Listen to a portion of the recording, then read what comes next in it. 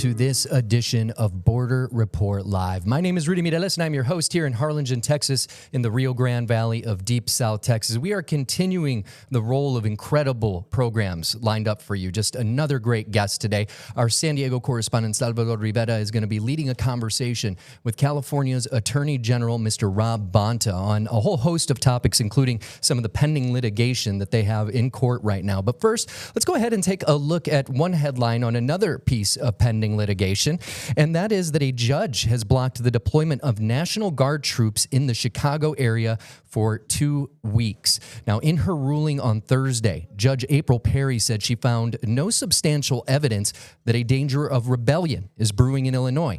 The decision is a victory for Democratic officials who lead the state and city and have been trading insults with President Donald Trump about his drive to put troops on the ground in major Democratic urban areas. The federal judge did not lay out details of any order or say what part of the request she was granting as she spoke from the bench in the crowded courtroom. And now it's time to get to that conversation. San Diego correspondent Salvador Rivera joining us now. And there, as you can see, Attorney General Rob Bonta to be part of the discussion today. Rudy, thank you very much. And before we do get into our discussion with Mr. Bonta, while a lot of us know him very well in California, there are a lot of people perhaps in Texas, the Midwest, the Deep South, who may have heard his name, but perhaps don't really know who he is, who Rob Bonta has been doing for the state of California. And before we get into your background, I wanted to ask you about a story that I've heard for a long time, that when you were a baby and your family moved to California, you actually lived in the offices for the United Farm Workers Union. Is that true? And if so, how did that happen? 100% true. My parents were working for the United Farm Workers of America, and my mom is from the Philippines, and my dad from Ventura County. They met in grad school and moved to the Philippines to serve as missionaries and serve the community there. And I was born there, and soon after I was born, my parents asked themselves if they could raise me and ensure that I had democracy and freedom and human rights and civil rights, the rule of law, due process. And unfortunately, their answer was no, because a dictator was rising to power and martial law was around the corner. And exactly a year from the date of my birth, martial law was declared. So my parents, free and fair elections over, democracy over, political opponents who spoke up, who dared to speak out, were often arrested, imprisoned, tortured, and killed. So my parents brought me to Los Angeles, to California, to the United States, where they thought I could have opportunity, a better life, the opportunity to pursue and hopefully realize my own California dream, my own American dream one day. But they also knew that you couldn't just put your chin on your elbow, look out the window, and hope for the things that you want. You got to go fight for the things that you want, work for them, get after it, go after it. So they started working for the United Farm Workers of America. They joined the lettuce boycott in LA, and then collecting signatures outside of supermarkets, and then were invited to go to La Paz, the headquarters, the iconic, famous headquarters in the Central Valley outside of Bakersfield. And my dad worked in the front office with Cesar Chavez. He set up healthcare clinics for the farm workers who are feeding our state, feeding our nation. My mom worked in the preschool with Dolores Huerta. They were part of one of the greatest social justice movements in the history of our nation. And they fought for a fair contract for the farm workers, for fair and safe working conditions like shade breaks and bathroom breaks and water breaks. And we're part of a people-powered, people-fueled movement where everyday folks committed to a common goal, standing up for justice and trying to right wrongs, could actually transform a set of unjust practices and conditions and make life better. And that has always inspired me. I was a little boy then, but that time with the UFW and with the pride I have in my parents as activists and advocates, really inspired me to get into public service. And that belief in people power and the ability to make change, that remains a critical part of my DNA today. So your family moves to the Sacramento area eventually. You become valedictorian in high school, go to Yale, Oxford, easy schools to get into. How does a kid from the Sacramento area grow up to become the top law enforcement official for 40 million people in the state of California? I'm still wondering the answer to that myself, and still pinch myself to this day.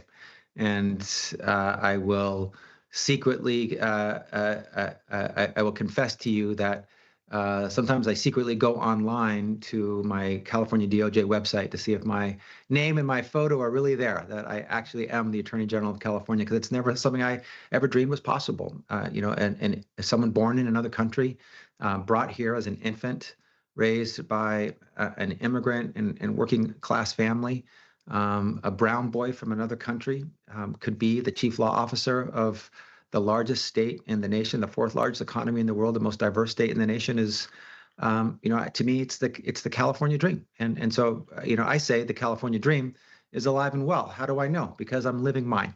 And this is never something I thought was possible, but in California, anything's possible. And I don't take it for granted. I am privileged and honored. It's a privilege and honor of a lifetime to serve in this role.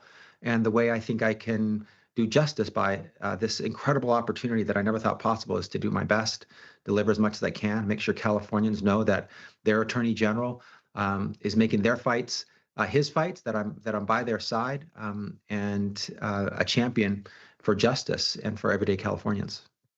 Considering the 42 lawsuits and counting against the White House, I doubt you're going to get a Christmas card this Christmas season from the White House. But let's start with some of the pending litigation that you have authored. Let's begin with the use of the National Guard, not only in California, but perhaps in Oregon. Tell us what this fight is about and what you hope the outcome is. Sure. And I'll just say we've brought 42 lawsuits in 37 weeks against the Trump administration, more than one a week, not because we want to sue them, certainly not because we decided that we wanted to sue him once a week. We hoped that we never would have had to sue him, because that would mean he's complying with the law and complying with the Constitution of the United States of America. I don't think it's a lot to ask that the President of the United States follow the law and comply with the Constitution, but he's not. He's blatantly and brazenly, consistently and frequently violating the law and trampling over the Constitution. So I've taken a position that if Trump breaks the law and he hurts California and Californians, we will sue him. Period, full stop. If he doesn't break the law, we won't sue. And we can't go to court if all we have is political grievance or ideological or policy difference. That's not enough. You'll get thrown out of court immediately. We go to court with the receipts, the facts, the law, a case. And we have won in over 80% of our cases, securing either permanent injunctions or preliminary injunctions or TROs. We've protected $168 billion of funding for California, protected priceless constitutional rights like the right to birthright citizenship and voting rights. And we have also won at the trial court levels to keep the National Guard from being unlawfully deployed.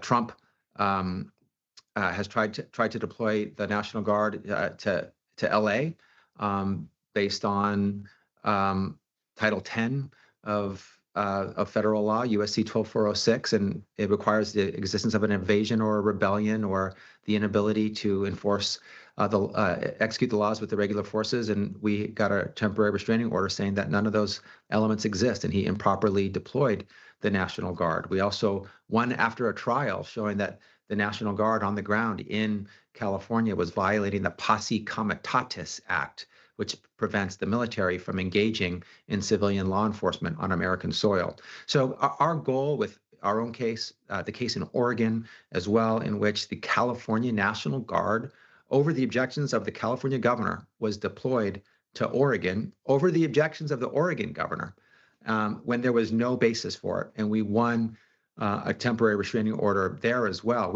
Our goal is to make sure Trump follows the law and that he not treat the military as his traveling personal police force and personal army to go after blue states and blue governors and blue mayors, which is what he has shown he is trying to do, and when there's no justification or basis for it. So we're trying to keep him within the bounds of the law. President Trump won the election. He's allowed to advance his agenda lawfully, but he is never, ever allowed to advance his agenda unlawfully. And so we're there to check his abuses of power when he oversteps, when he overreaches, when he violates the law, and keep him within the bounds of the law. Currently, are there National Guard troops from California in Portland right now? We believe that they are there, but standing down. There was about 300 National Guard people in California, I think 200 of them were deployed to Oregon in two different shifts, 100 at one time and then another 100. 15 or 14, we think, were sent on to Chicago to help train the National Guard there in Illinois. But to the best of our knowledge, just under 200 are on the ground in Oregon, or at least recently were. And I think the governor, Tina Kotek of Oregon, is trying to send them back down to California. Okay. Let's bring the conversation back to what's going on with a small town here in San Diego County, the city of El Cajon. You have filed a lawsuit saying that the city is sharing license plate information with other states. Tell us why you think this is wrong and why you are going after the city of El Cajon and its city elected officials. El Cajon has broken the law, and there's a law in California, SB 35, that prevents the sharing of automated license plate reader information and data outside of the state and with the federal government. And the city of El Cajon has shared their data, their ALPR, automated license plate reader data, with 23 states outside of California in direct violation of the law. And we reached out to them, as well as 19 other cities, 20 total. El Cajon was one of the 20, that we had concerns about and information indicating that they were violating this law that prevents the sharing of data outside of California. 19 of them came into compliance, cooperatively, collaboratively, working with us. El Cajon has been defiant. El Cajon has been obstinate. El Cajon has been committed to breaking the law. And so we didn't wish to do this, but they forced us to do this. So that, we are now suing them in court to get them under compliance. They shouldn't be sharing the data of their residents. Their residents deserve better. It's dangerous to have this information shared out of state because we lose control of it. It can be shared with the federal government. It can be used for immigration enforcement purposes, for targeting providers or patients of reproductive care or gender affirming care. So there's reasons that this data shouldn't be shared, and El Cajon should be complying with the law. It's unfortunate that they've decided not to, and so we've sued them. We're speaking with the California Attorney General Rob Bonta on some of the multiple pending lawsuits happening against the federal government and even against some of the cities in the state of California, as you just heard. We're going to continue this conversation after a quick break. Border Report Live is back in 1 minute.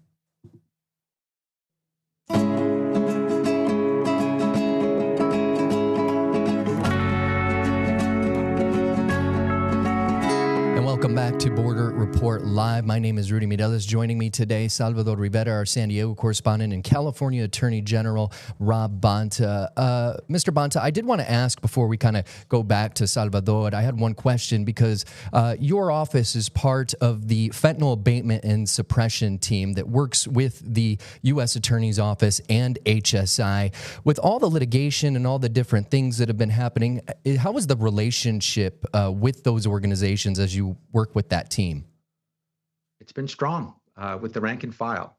My team on the ground, their teams on the ground want to tackle crime, want to work together, want to share resources and intelligence and information to stop this poison of fentanyl that is so deadly and that is killing and harming so many of our communities. So I'm grateful that on the ground we could continue to work together. There are many areas of common interest. Tackling crime, fentanyl, organized retail crime, human trafficking, hate crimes is one of them.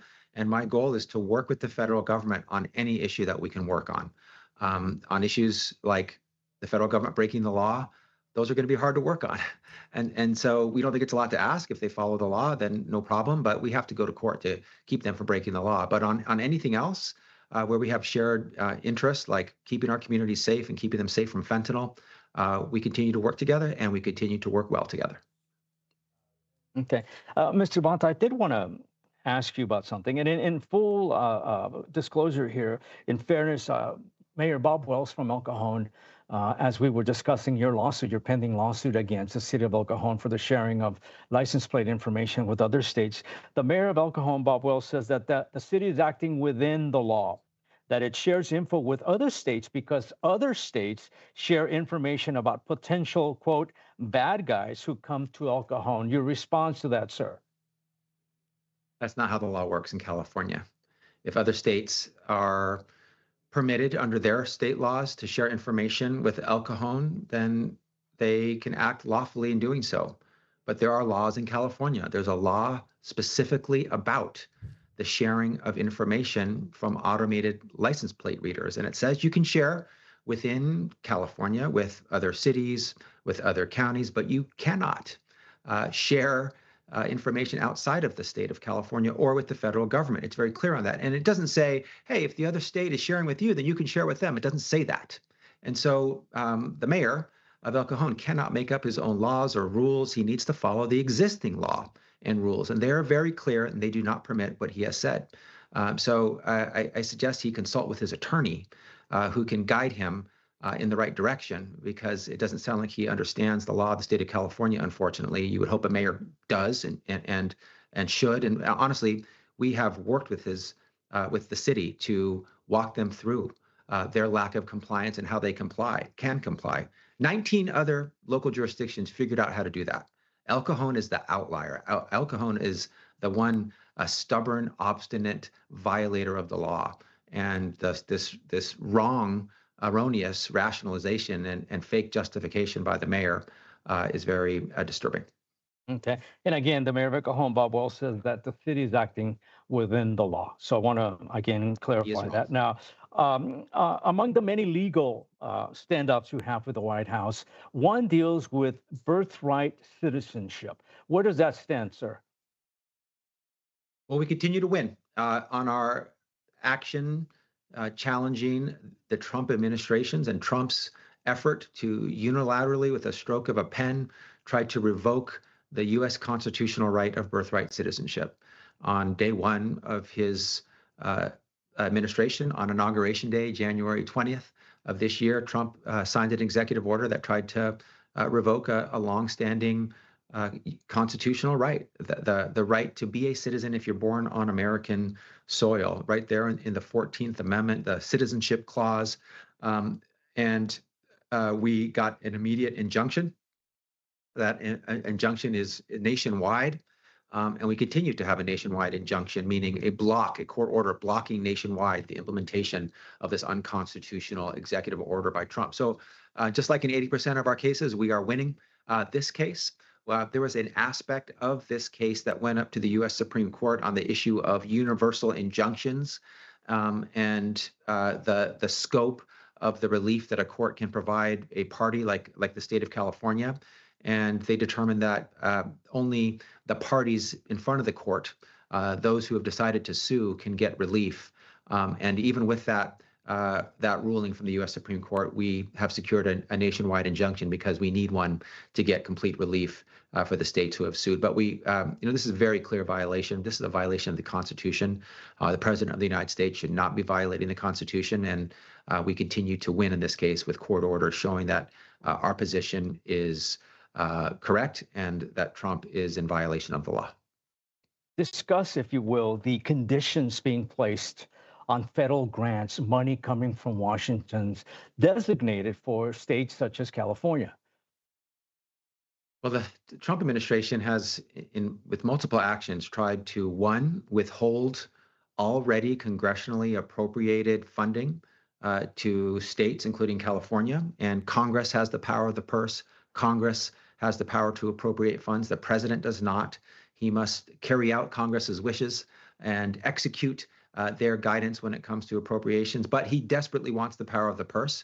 And he has trespassed on Congress's authority multiple times to try to withhold funding that's already been appropriated. So that's one type of effort Trump has tried to act on to keep money from flowing to California. But he's also, as you just mentioned, in a second bucket or category or type of action, tried to impose unlawful conditions on funding to California, funding like transportation funding to keep planes in the air and cars on the road, funding like Department of Homeland Security funding to fight to enhance cybersecurity and counterterrorism, disaster preparedness and relief.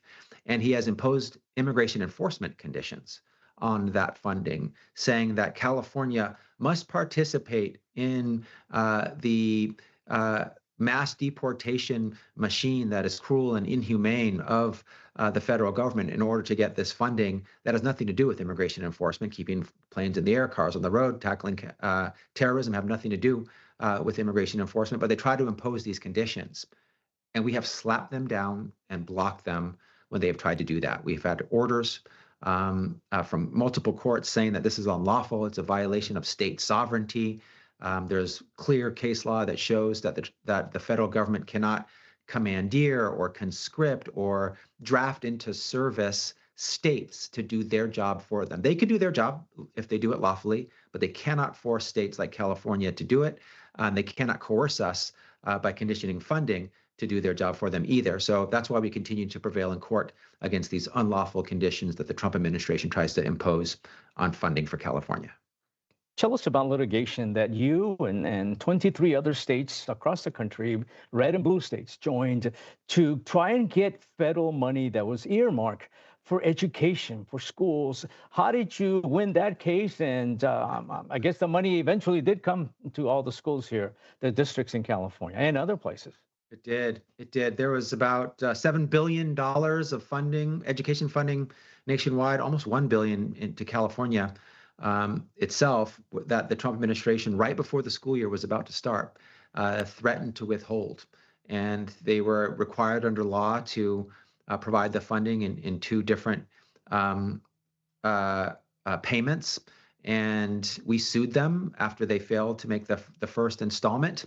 And we were able to secure an early court order. And then they raised the white flag, threw in the towel, and said, "We cry uncle. You win, we lose. We will give you everything you want. And we will stop violating the law, and we will make the full payment." So that was a complete victory. Nearly $7 billion flowed. And it was based on what's called a stipulated agreement.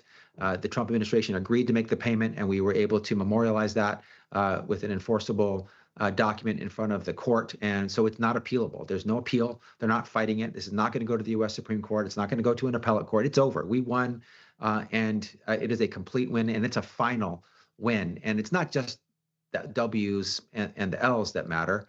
They don't matter. What matters is the funding going to children, going to teachers, going to classrooms, going to parents, going to public schools, that Trump unlawfully tried to withhold, and that we were able to ensure was that money flowed and was used appropriately to support our children, teachers, parents, and public schools. So a victory for teachers, parents, kids, and schools. Discuss, California is very progressive in many ways. Some people knock it. Quickly, if you can, discuss where this money for electric vehicles stands right now. Yeah, there's been multiple cases in which the Trump administration has attacked our lawful efforts to move towards sustainable and practices clean energy, electric vehicles. We have gotten waivers from the federal administration year after year, 50 waivers plus over the many years, allowing us to have clean car requirements that are good for the environment and good for the growing clean energy economy. And we have a lawsuit right now that's protecting those clean waivers. We won a lawsuit that protected funding for electric vehicle infrastructure, charging stations across the state of California. So we continue to win in our cases as well. Some are pending, but we have some early victories as well when it comes to California's nation-leading and global leading climate action. We've been speaking with California Attorney General Rob Bonta this afternoon, and unfortunately, we have come to a close. We are out of time, sir, but we did want to thank you so much for spending the afternoon with us, and we hope we can call on you again in the future. An honor to be with you. Would love to join you again in the future. Thank you for having me. All right. Thank you, sir. And thank you, Salvador, as always, a great guest and great questions for that guest. But we are not done yet. We'll be right back after a quick break.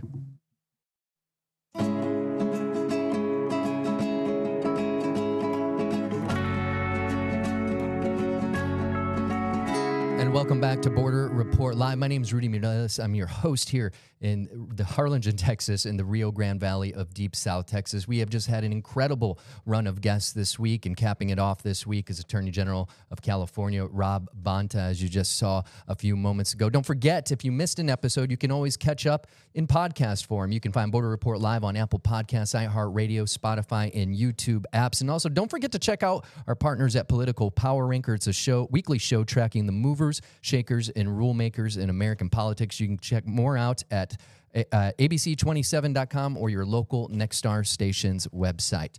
For Salvador, Julian, Sandra Sanchez here in South Texas, my name is Rudy Mireles. Have a good day.